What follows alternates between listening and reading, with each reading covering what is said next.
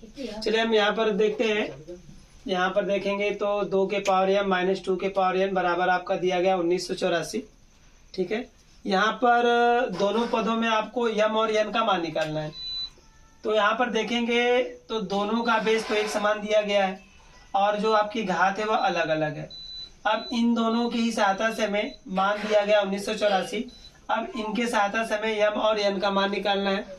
तो आप पहले देखिए, जब आपका आधार एक समान है, ठीक है, और जो प्राप्त मान हमें वो धनात्मक मिला हुआ है, तो इससे यह बात स्पष्ट हो जाती है जो m की वैल्यू होगी वह ग्रेटर देन n होगी। क्योंकि जब आपका आधार एक समान है तो m का मान अधिक होगा, तभी मान हमें धनात्मक मिलेंगे, अन्यथा मान हमें ऋणात्मक मिलेंगे। तो हम यहाँ पर जो हमें मान प्राप्त है वह धनात्मक मान प्राप्त है। अतः यहाँ पर आपका जो m होगा वह n से ग्रेटर देन होगा, अर्थात m की जो वैल्यू होगी वह n से बड़ी होगी। तो हम दोनों मानों को आपस में बराबर करने के लिए मान लेंगे। माना m बराबर n प्लस के। अब हमने m बराबर n प्लस के मान लिया है, तब इन दोनों मानों को हम क्या करेंगे, ऊपर वाले समीकरण में ले चल कर रखेंगे। तो इस तरह आपका हो जाएगा 2 के पावर n प्लस के माइनस हो जाएगा 2 के पावर n बराबर आपका हो जाएगा 1984। अब यहाँ पर क्या करेंगे, देखेंगे दोनों पदों में आपको 2 के पावर n घात दिख रही होगी। यहाँ पर भी 2 के पावर n है, यहाँ पर भी 2 के पावर n है। यदि आप कभी भी कॉमन लीजिए तो याद रखिए हमेशा छोटी घात कॉमन ली जाती है, ताकि दोनों पदों से हम आसानी से अंकों को कॉमन ले सके। तो यहाँ पर आपका जो घात है वह 2 के पावर n प्लस के, और यहाँ पर 2 के पावर n है। तो 2 के पावर n जो घात है n प्लस के से छोटी है, यहाँ पर फिलहाल मान के चलेंगे। तो हम यहाँ पर 2 के पावर n आसानी से कॉमन ले सकते हैं। 2 के पावर n ब्रैकेट में आपका हो जाएगा 2 के पावर के, क्योंकि जो चीज हम कॉमन लेते हैं उसी से ऊपर भाग देंगे। अब भाग देने पर जो मान आएगा उन्हीं को हम ब्रैकेट में लिखेंगे। तो अब यहाँ पर हम 2 के पावर n का यदि इसमें भाग देंगे तो आपका n से n कैंसिल हो जाएगा, बचेगा 2 के पावर के। अब यहाँ पर इसमें भाग देंगे तो पूरा मान कैंसिल हो जाएगा, बचेगा 1। और यहाँ पर क्या करिए, 1984 का गुणनखंड कर लीजिए।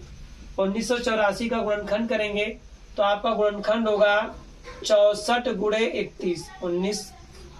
1984 का यदि आप गुणनखंड करते हैं तो यहाँ पर गुणनखंड करने पर इसकी जो वैल्यू होगी वह 64 गुणे 31 होगी। अब हम क्या करेंगे, यहाँ से दोनों पदों का अलग अलग क्या करेंगे, तुलना करेंगे। लिखेंगे यदि 2 के पावर n बराबर 64 ले, क्या ले लें हम, यदि 2 के पावर n बराबर 64, तब क्या इसके मान आएंगे निकलने। देखिए अब यहाँ पर हो जाएगा 2 के पावर n। अब हम क्या करेंगे, 64 को घात के रूप में बदलेंगे। यदि आप 64 को घात के रूप में बदलते हैं तो देखिए 64 का गुणनखंड करेंगे आप, आएगा 2 दूना 4 दूना 8 दूना 16 दूना 32 दूना के 64। देखिए कितने आपको 2 मिले, 1 2 3 4 5 6, अर्थात हम 64 को लिख सकते हैं 2 के पावर 6।